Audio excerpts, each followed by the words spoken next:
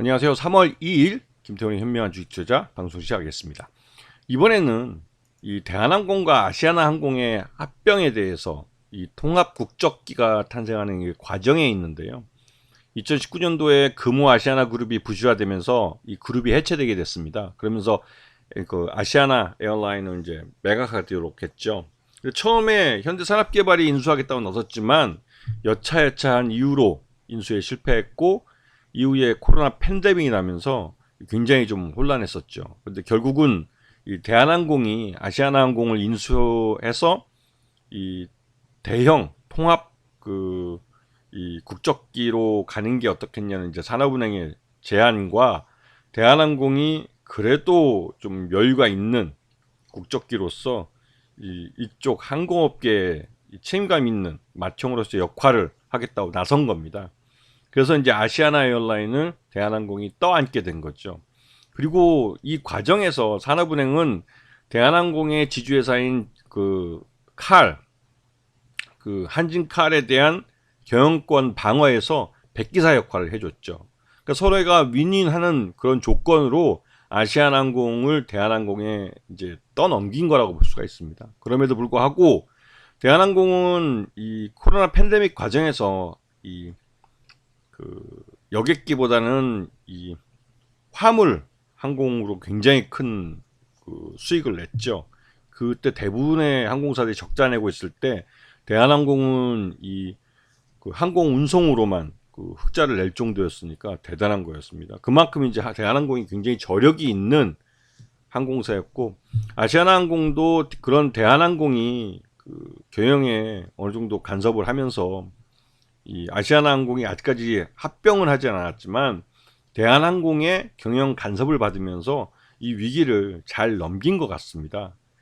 아마도 아시아나항공이 금호그룹에 계속 남아 있었다면 금호그룹마저도 또 어렵게 됐을 가능성이 크죠. 하여간 이 대한항공과 아시아나항공은 이제 통합법인으로 새로 이제 출발을 하게 될 것 같은데요. 그러다 보니까 이제 두 항공사가 겹치는 노선들이 있습니다. 그리고 이게 하나의 항공사가 돼버릴 경우에는 이 시장 점유율이 거의 독과점 수준이 돼버리는 경우도 있습니다. 노선별로. 근데 그런 분야 보면 뭐 인천 로스앤젤레스는 거의 100% 대한항공과 아시아나항공이 우리나라 국적기로서 차지하고 있기 때문에, 물론 이 노선에 미국 항공사들도 항공연합이라고 그러나요? 그걸 통해서 코드쉐어를 통해서 시장 점유율이 하나로 통합돼서 운영되기 때문에 인천 로스앤젤레스는 거의 100%가 되어버리는 거죠. 그리고 이렇기 때문에 이러한 이 경쟁이 안 되는, 즉 독과점이 되는 노선들에 대해서는 재분배가 필요합니다. 그것 때문에 요번에 이제 작년에 공정거래위원회가 제한적인, 그러니까 조건을 달아서 조건부로 이 대한항공의 아시아나항공 인수를 허용해 주었죠. 그래서 이제 이 노선별로 일정 노선은 지금 통합 국적기가 그 노선을 내놓고 이제 슬롯이라고 해서 공항에 이제 이용할 수 있는 시간과 권리, 그거를 이제 내놓게 되는 거죠. 그런 식으로 해서 독과점을 어느 정도 유연화 시켜주는 그런 조치를 통해서 합병을 이제 조건부로 승인을 받았고, 이 비슷한 조건들을 세계 여러 나라로부터 받고 있습니다. 이제 합병 일지 쭉 보시면 이제 국내 조건부가 22년에 2월 22일 날 결정이 됐고요. 그리고 어저께 영국으로부터 이 기업 결합에 대한 심사 승인을 받았습니다. 이제 남은 건 유럽연합과 일본 그리고 미국만 남았죠. 근데 이 중에서 유럽도 그렇고 일본도 좀 그렇긴 한데, 근데 미국이 제일 까다로워요. 미국 업체들하고 이제 대한항공하고 델타항공하고 특별한 관계도 있고 해서 잘 될 줄 알았는데, 미국이 한번 반려도 하고 지금 굉장히 까다롭게 굽니다. 그리고 일본도 지금 현재 항공업계가 굉장히 어렵기 때문에 저패니스 에어라인은 잘하고 공수 항공계 아나 항공하고 두 개를 합병을 해서 자기들도 이제 통합 국적기로 가려고 하고 있습니다. 그래서 일본 같은 경우는 자기들이 그 통합할 때 우리가 반대를 할 수 있기 때문에 이 일본은 그 아마 그 승인을 해줄 가능성이 있죠. 승인을 안 해주면 같이 죽자는 겁니다. 그리고 유럽연합은 지금 다소 좀 그 유연하게 뭐 왔다 갔다 좀 하는 것 같기도 하고, 그래서 지금 어디든 유럽연합이든 일본이든 미국이든 반대하면 이 통합을 안 돼요. 기업결합이. 그 나라에 대한 그걸 아예 포기한다면 모를까 안 됩니다. 그리고 그렇기 때문에 이런 상황에서 어디든 이게 승인이 안 되면 이 딜은 깨지는 겁니다. 네. 그 부분을 이제 염두에 두시고 시장을 보셔야 되고, 항상 이 대한항공과 아시아나항공의 주가는 이 한 가지가 발목을 잡고 있다는 거 잊지 마셔야 되고, 그 중에서 이 항상 이 통합 국적기 관련해서 기업 결합에 대한 얘기가 나오면 제일 먼저 움직이는 종목이 아시아나 IDT예요. 왜냐면 이 아시아나 IDT는 대한항공과 아시아나항공 두 회사 중에서 유일하게 이 전산 분야를 통합해서 운영하고 있고 상장돼 있는 회사입니다.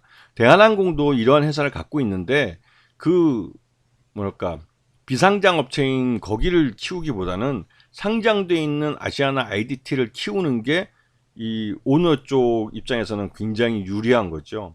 그래서 아시아나 IDT가 항상 통합법인에 대한 이게 통합 국적기에 대한 얘기가 나오면 주가가 민감하게 움직이는 겁니다.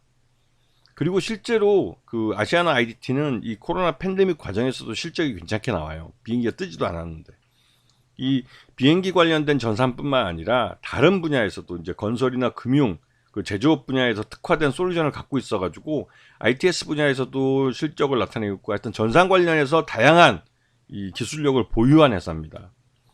그리고 작년 실적만 봐도 매출 외형도 그렇고 뭐 영업이익도 뭐 그렇게 나쁘진 않아요. 네. 뭐 단기순이익은 줄긴 했지만 그래도 뭐 이 정도면 그 나중에도 이제 이 항공기들이 제대로 된 그 해외 국제 노선들 다 운영이 되고 하면 그 아시아나 IDT는 실적이 꽤 좋아질 회사입니다.